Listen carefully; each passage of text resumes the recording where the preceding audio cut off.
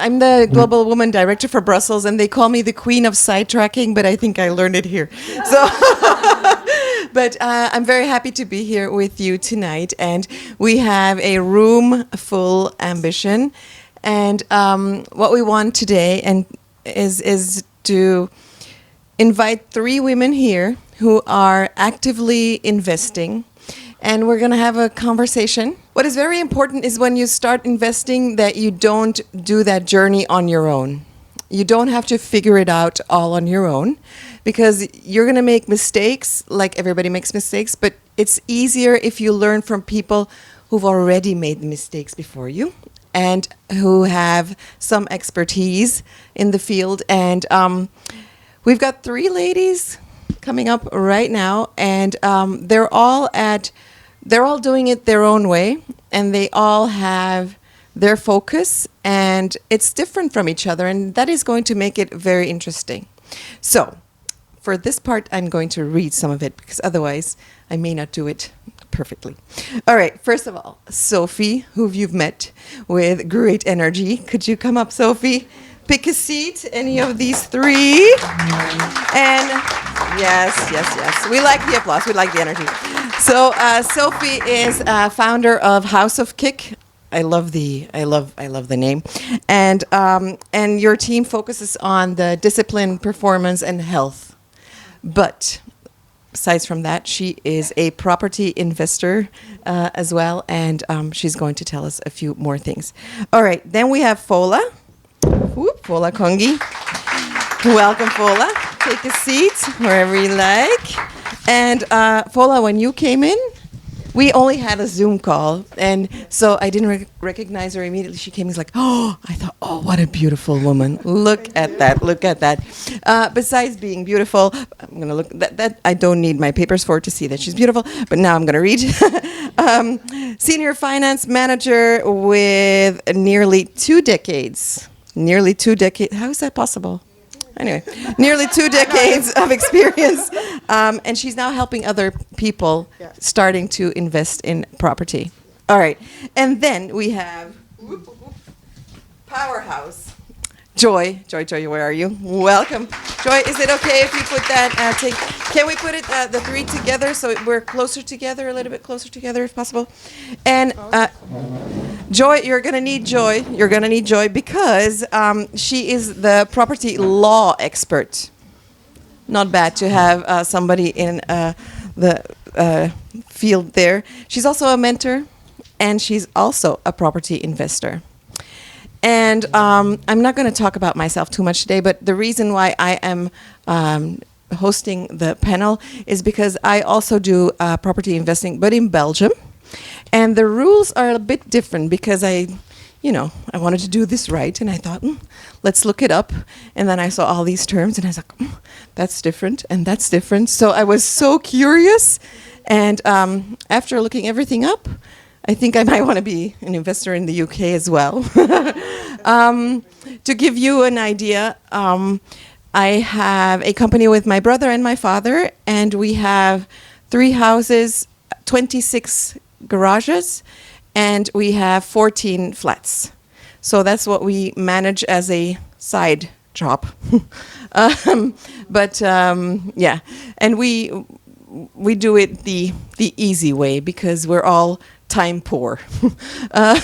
But everybody here has a different way. So as a short introduction, could you please tell us how you started? And we're going to go how you started and how you do it. Thank you. Okay, whilst I'm holding the mic, I planned I was going to say this. So the first time I stepped my foot in this room was in January. I came in just as an attendee like you guys. And then I remember sitting down here, I asked a few questions. And then one thing stood out when Mirella said, if you want to empower a woman, give her a microphone. So thank you for giving me a microphone today. I feel so empowered. So my journey into property started, I know you said nearly 2 decades. That's my senior finance, that's my professional background. So in terms of my property journey started over a decade ago, over 10 years ago. And it didn't start without any a story, like without challenges. without its own challenges. So I started by experiencing rejection. So the first property I wanted to get was with my husband. We were starting out a family. I was pregnant.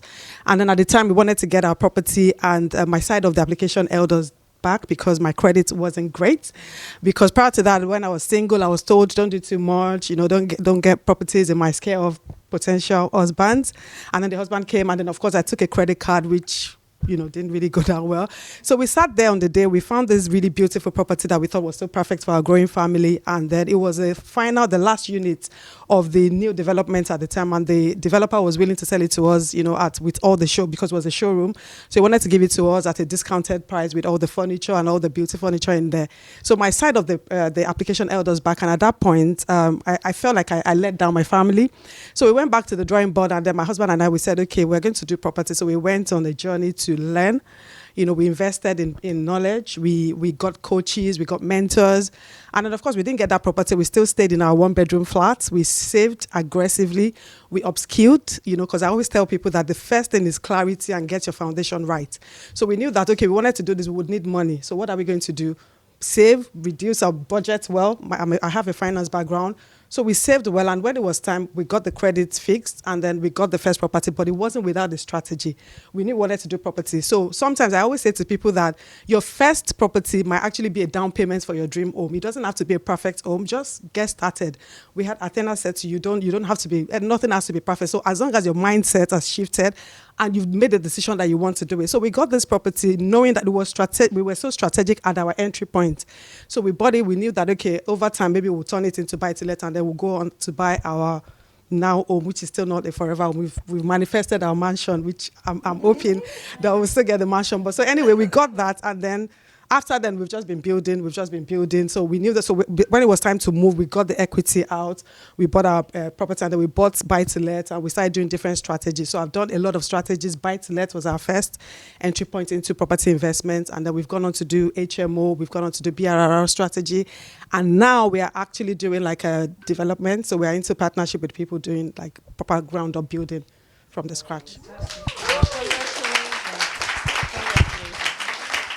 We'll go into that further. Lady, could you hand the mic to our lovely Joy? Joy, tell us how you first got into... I first got into property in 1986. Oh. When I was... Interest rates were? Yeah, 13%. Yeah. I was in the NHS as a nurse, and I retrained and became a legal secretary. Somewhere down the line, about 10 years after that, I graduated with a degree in law and became a lawyer and a fee earner, as they are termed. So I have, for the last 30 years, actually worked, not been a secretary, but worked for myself. I didn't get involved in property because I thought I'd do it all day. I really don't want to do it. And my husband was very keen to do it. And he bought our first investment property in 2008. And it became very apparent he was no good at it. So I had to get involved. Because what his strengths are is finding great deals and closing the deal. But then it's my job. Once he's done that bit, he's off. So I then had to get involved. And so we started to move forward then. And I'd watched clients get rich over the years with their doing BRRs and doing all sorts of things. And I just thought, I can't be arsed. And then we did. And we got some education as well with a large company.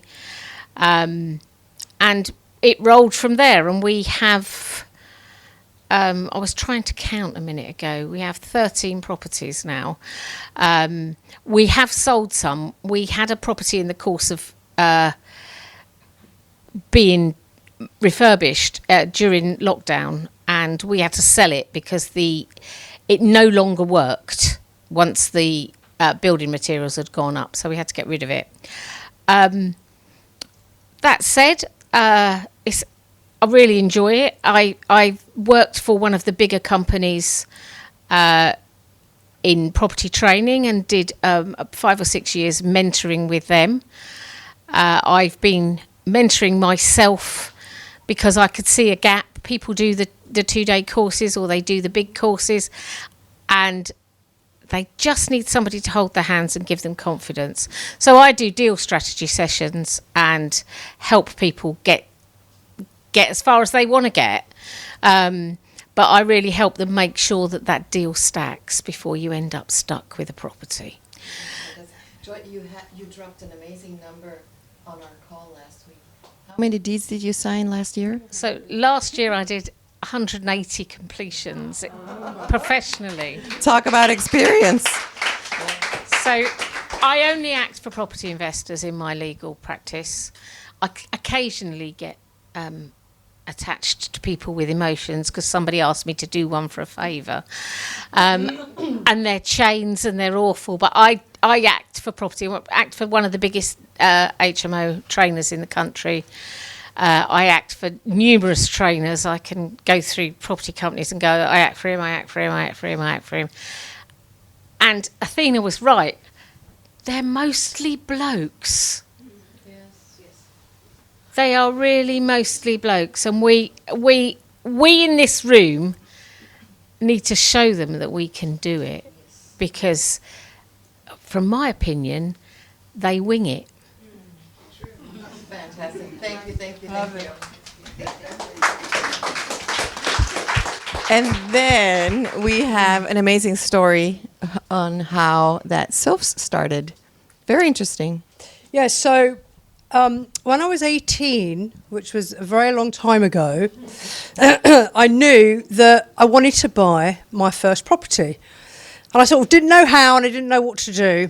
And then suddenly my grandma died. She passed away. And my mum had died 2 years before that. And so she passed away and left me and my brother a little bit of money. So I thought, she wouldn't release that money till we were 25. So I wouldn't go and spend it on naughty things. And then when I was 20, which is very wise of her because I would have done. When I was 20, I got a job in London, in Marylebone, working for a real estate company. And I was hired as the fitness manager of a private health club within a very wealthy real estate company. And in that company, I learned from my boss how to buy and sell property, because it was a property management company. And so my chairman was the investor, my boss was the finder, and they had a power team of builders and electricians, and then they would just go out, had relationships with the estate agents all around London, Winkworths, Foxtons, all the names that we know from back in the day. And I was the little learner, and I just literally learned from them what to do, how to deal with the estate agents, going to buy them. My chairman was the money, so he was the investor. They had the relationship, there was trust. And I would go along with my boss, looking at all these posh flats and houses in St John's Wood, Maida Vale, Baker Street, and I just watched how they did it. I thought, I love that. So I learned the skills from the ground just by being there. I was very, very fortunate. And then at 25, I bought my first property, so that was 1997, in Crouch End in London. And I rented the room out to my best friend. I was like, this is great, because he's paying my mortgage. This is fantastic. So it's a bit like what Anthony was talking about earlier. And I made a lot of money on that. Then I bought another one in Crouch End and renovated both of them and made a lot of money on that. I thought, this is quite nice. And then from that, because I'm in the health industry, I then sold them and I invested in commercial leasing because I set up 2 gyms in London. And that's where I lost a lot of money. So my highs and lows in real estate, from buying, having mortgages, to renting rooms out, to then leasing commercial, renovating commercial, being stung by landlords. It's the highs and the lows. So it's been a very, very wibbly-wobbly journey. And then from that, I've then bought other projects, English Heritage, Grade 2 listed. I love design and renovation, and I always know I'm going to buy something and make money. But it's always a journey because you have to go through the hoops. But then a few years later, my partner, and Bev here, who's my life partner and business partner, we started building up a portfolio. And so we live in Kent, and we have property that we own that we then Airbnbs out. We then did rent to SA, so we rent just like what you heard earlier. So we're very diverse in what we go for. We don't stick to one lane, and some people want to stick to just one lane, but I'm too creative. So if I see a gap or I see an opportunity that I can help and make money, I will do that. So we have a very diverse portfolio. So we learned the rent-to-rent model, and then Airbnb it. We rent out to contractors. Okay, and then I got very, very bored. Sorry, this is going to end in a moment. Got very, very bored because we couldn't find any more property to buy, because after lockdown, everyone wanted to buy and they were paying 20% above market value, and we need to buy below market value. And that wasn't working. So I said to Bev, oh, we need to go and buy a block of flats. And she's like, what are you talking about? How are we going to afford that? I said, don't worry about the money. And you hear this all the time. Don't worry about it. I said, don't worry about it. I'm going to go and buy us a block of flats. So to cut a very long story short, I found a block of flats in Folkestone. We've got tenants in. And over the 2 years we've had it, we've raised the rents by 45%. We've doubled the value in the asset. And we now have a deal with Folkestone and Hythe Council, and we do supported housing. Also, what we've done with that is we've split the titles of the flats in the block, and this is what Joy deals with, and this is how you get a 30 to 40% uplift in the value. And so this is the business model we now do. So we buy blocks of flats and we split the title, and it's called title splitting. So very diverse, and now we're going into commercial. We've set up a SAS, which is a pension, which is tax efficient, and now we're looking to buy commercial to put in the SAS, and then it's a very tax efficient way for legacy and inheritance tax and everything. Wow, I think this deserves an applause. Thank you, thank you, thank you, thank you. You can already see, like, there's such a wide range of ways to get into property. It's the people you meet, it's the opportunities that are there, and I can only advise you to get ready for it. Get ready for it. They say, like, the great thing about investing in property is that there's so many strategies possible.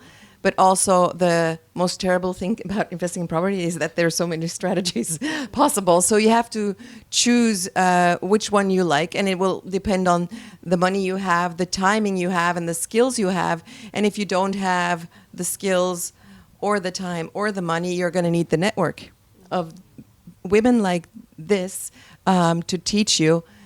Athena, of course, to teach you how to do this so you don't waste money on trying things that have been tried and known to have, not worked out. Now, because property is so incredibly diverse, what model or strategy are you personally focused on right now, and why? Why did you choose that? Okay, so I have done quite a number of, and I still do that.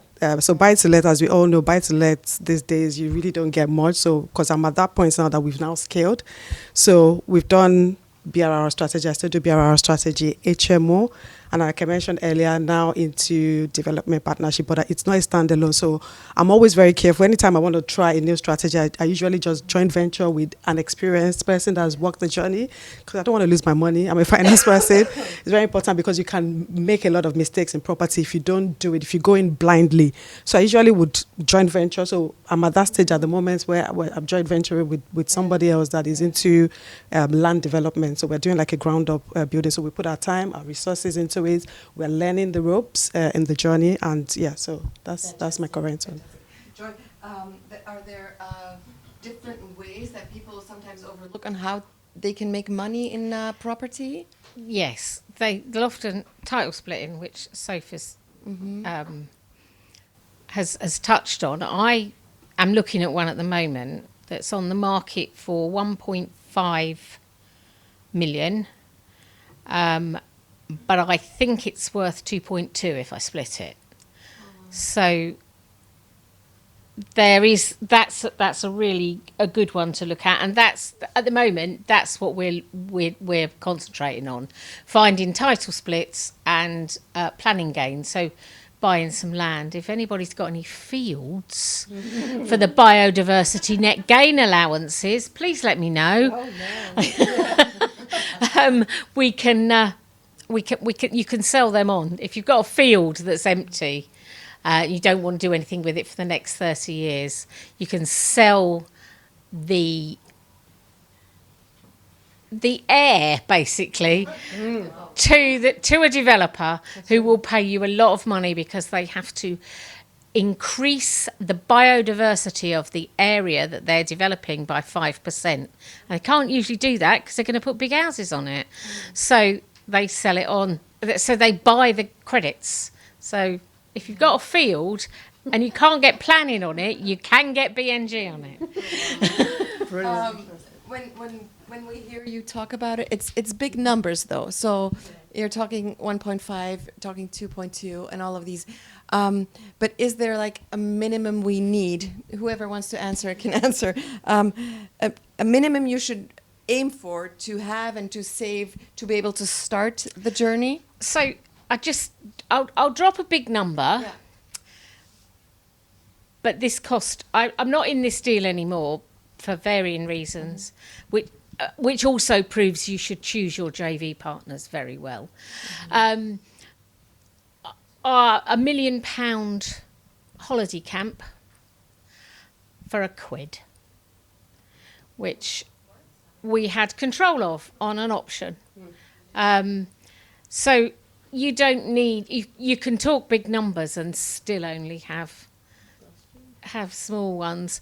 I'm withdrawn from that deal, not because it was not profitable, but because the relationship within the deal went a bit funny. Oh, yeah. And that's why you should be always really careful about JV partners. This person I have known for years, and I didn't see him as he was. So. Yeah.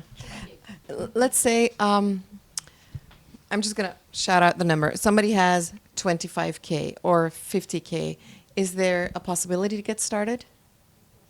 Or is that too low? No, there is, because if you got £25,000, you can go and buy somewhere a unit or a property for £100,000 up north, where they're a lot cheaper, and that's your 25% deposit, and you get your 75% loan. It's called loan to value, LTV, loan to value from the bank. Because when you do a buy-to-let, you put the 25 in. When you do a residential, you put a 5 or a 10 in percentage in the UK. And then the bank normally gives you the 75%, but that's normally paid for then by the tenant. And sometimes you're buying property that's already tenanted, and so it's a very quick transaction. So yes, if anyone's got 25 grand, you can go and buy anything up to £100,000. Okay, wow. I think it's nice to know those numbers as well. Yeah, it is. Because you can make a saving plan to get to that 25, and then make sure that you have something ready. Yeah. And when an opportunity arises. Yeah. And there are so many properties up north and in the Midlands that are £60,000 above, so you don't have to. It's not about the millions. It's about what is the percentage return on investment, ROI, you're going to get on that unit, because then that fills your portfolio, and then you can get more leverage. Yeah, and the more equity you Correct. build, the more you can get. Yeah. I don't know if you have that. Do you know Center Parks? Do you have that here? Okay. So we have these holiday homes in these parks, and they are also for sale. Oh. And you don't have to do anything else, because the whole marketing is already done, and they make sure it's full 48 weeks a year, and you get the other 4 to enjoy your own property. But it's a really low bar to get into this. And I know families who've bought 1 and then bought 2 and then bought 3 because every time it was a low, and they get a lot back. And it's really managed really well. It's really well. So I'm sure there are deals like this everywhere. And I think it's just with like the stock market, you have to get your feet wet. Just try and do that. So so it's interesting that we learn like with these numbers like 25K, you can also start. Yeah, sure. Add something, Just wanted to add as well that even if they don't have, because not everybody has 25K, let's be realistic. So I think they've talked about rent to rent. That might be an easy entry point. You know, rent to rent, where you only need $3,000, $4,000 to just set it up, and then, you know, just make sure that you get it right, get all the compliance and everything in place, do it right with the landlord, and you can control assets by, you know, not having 25K. You go 4K, 5K. Thank you. All right. So we've got flipping the houses. We've got buy to rent, buy to sell. We've got all these different things. How do you choose what's right for you? How do you choose what's right for you? Yeah, I mean, you've heard so many different options that you can get into property, but what you have to do is look at your own financial situation and do what works for you. So the lowest entry point to go in, which isn't using a lot of upfront cash flow, is this rent-to-rent business model, where we have a rent-to-rent portfolio. We rent off the landlord, so we don't own it. We control it because we have permission from the owner through a contract that's legally binding, that they allow us permission to then rent it out either to Airbnb, or you can rent it out to another tenant because you've tarted it up, and then you're charging an extra £500-700 a month more. That's your profit. We've got contractors in ours, so we get a very good uplift for 7 months, and then we recontract them out. That's a low entry point. Or you do this lease option, which is you buy a property for £1, which sounds really bizarre, but Joy probably does these contracts. So for example, if Joy had a property that's distressed and she was stressing out and she couldn't pay the mortgage or whatever, she's had some problems, I'll come along and I'll go, I want to buy your house for £200,000, but I want to pay you that £200,000 in 2 years' time. And she'll go, yeah, okay. Now, I'm going to buy it for £1 on this contract called a lease option. And then in 2 years' time, I give her the £200,000, but the market's now gone up. And now the property's worth £300,000. So in 2 years' time, I'm giving her £200,000, but I've made a £100,000 profit. So I'm only buying it for £100,000. Fantastic. I have a question. Sure. So why somebody should buy, why somebody should sell a house now to you for 200 and wait that you pay 200? Can we record this? Yeah. So why somebody should sell to you or to whoever else a house for 200 and you pay back in 2 years, for example. In 2 years, that property the value might be 250. What do you give in the meantime to this person? Why should sell to you? Maybe she can find somebody else in these 2 years. One, usually because the person when Sophie's taken this rotten, horrible place off me, which I'm fed up with, and she's put it, and she's put it right, and she's paid my mortgage for the last 2 years. All the bills. All the bills, and I haven't had to worry about it. I'm not laying in, and take it from me, I've got a house that's been problematic at the moment. I've had a text tonight telling me I need to spend another 400 quid. So ultimately, it is what it is. You know, if they can get rid of it, and there are people who are so desperate. There are deals like that around, because if you go through Rightmove now, you'll find properties that have been on the market 6-7 months, and if they're empty because the people have had to move or the marriage is split up, it's costing them money. And you can just help by that, and they don't have to worry about it anymore. But do you think it? All right. What we wanted to do to end the panel is to give the mic to each of these ladies and ask for one final statement or one final tip. Or so we're gonna go and but please afterwards ask us questions. I'm just gonna go for the first. All right. So I think I'll leave you with this, that property can be a very powerful wealth building tool if you do it right. So start with the foundation, the why. Like Athena said earlier, why do you want to do this? So once you know the why, and I think I'll link it back to your last question about how do you choose your strategy. So your why will then drive the sort of strategy, your risk appetite. You understand your risk appetite, your savings, and then that will then drive the kind of strategy you want to do. So for example, for me, when I was in my childbearing stage, when I was still having my kids, simple buy-to-let worked for me because I couldn't deal with builders. I didn't have the experience. I didn't have the power team. So it depends on your situation and it depends on your strategy and what you want to get out of it. So start with the why. Know your why first and then walk back or reverse engineer from there. And then, yeah, that will drive you. It will drive a lot of. Fantastic. Thank you. Joy. Do it now. The Chinese thing is, you know, the Chinese proverb is, when was the best time to plant a tree? 20 years ago. When's the next best time? Now. And ultimately, there's going to be some really good deals around in the next 12 months. And the final piece of advice is get education.